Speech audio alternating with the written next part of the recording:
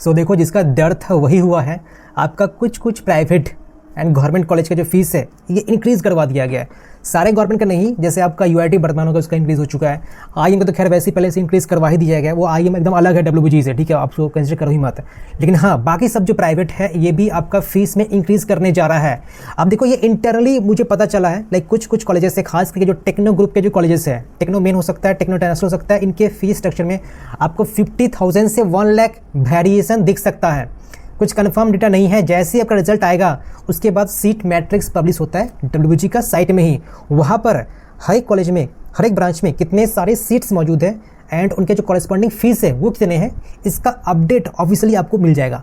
But जो student already donation दे करके college में एडमिशन करवा लिए, इंस्टेंट करवा लिए, ठीक है, अब कुछ लोग बोल रहे कि 10% ही सीट होता है डोनेशन के द्वारा, बट जी 10% नहीं होता है, ठीक है। इंटरनली कॉलेजेस में 20, 30, 40 होता है। अब college will never reveal that we have taken 40% admission through management quota, because उनके पास राइट ही नहीं रिवील करने का, कोई करता ही नहीं है। होता क्या है कि आपका जब काउंसलिंग होता है तो सीट कैंसिलेशन के माध्यम से ही आपका ये सीट्स बढ़ा दिया जाता है मैनेजमेंट कोटा वाला। सो एक तरह से ऑथेंटिक डेटा दिखाता है कि हाँ काउंसलिंग थ्रू एडमिशन हुआ है, बट एक्चुअल में बैकएंड में मैनेजमेंट कोटा से हो रहा होता है, सीधा सा बात है, ठीक है। तो यहाँ पर आपको फीस में वेरिएशन देखने को मिलेगा 50K से 1 लाख, उससे ज़्यादा शायद ही मिले। हाँ, आपका SNU जो है, सिस्टर निवेदिया यूनिवर्सिटी, वहाँ पर फीस बढ़ेगा। आपका बाकी जो नेताजी है उसमें ज़्यादा कुछ डिफरेंस नहीं मिलेगा। आई में तो खैर बढ़ चुका है। हेरिटेज आपका लास्ट ईयर ही बढ़ाया था आई थिंक, तो अभी ज़्यादा नहीं बढ़ेगा। जो कॉलेज पिछले लास्ट 2 to 3 ईयर से नहीं बढ़ा है इसका फ़ायदा उठाएगा इस साल, आपको क्लियर बताना चाहता हूँ, बिकॉज IIM ने फीस बढ़ा दी है।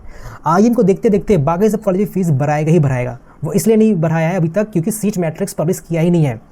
सो मैं आपको यही बोलना चाहूँगा, आप मान के चलिए, आप जब एग्ज़ाम में मतलब एडमिशन जब करवाने जाओगे तो आपको कैश इन हैंड अपने पास पैसा 1 से 1.5 लाख रखना पड़ेगा।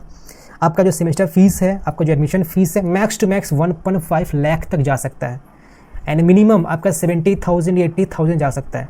तो 80,000 से लेकर के 1.5 लाख तक आपका ये डिफरेंस वेरिएशन हो सकता है। बाकी सपोज आप अगर गवर्नमेंट चूज़ करना चाहते हो तो हो सकता है 20K 30K हो सकता है वन टाइम।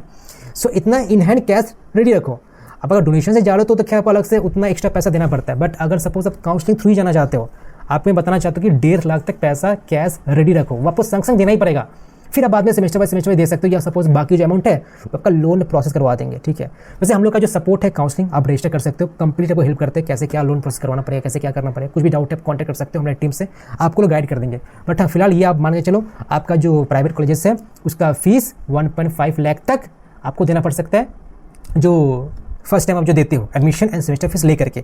अगर कुछ भी अपडेट आता है रिगार्डिंग सीट मैट्रिक्स को लेकर, मैं संग आपको इन्फॉर्म कर दूंगा। आपको सब कुछ डब्ल्यूबीजी के साइट पर ही मिलेगा, आप उसको गो थ्रू भी कर सकते हो जैसे आपका रिजल्ट आएगा। सो यही अपडेट है। कुछ अगर डाउट है कमेंट कीजिए, मैं जल्दी आपको रिस्पॉन्ड कर दूंगा।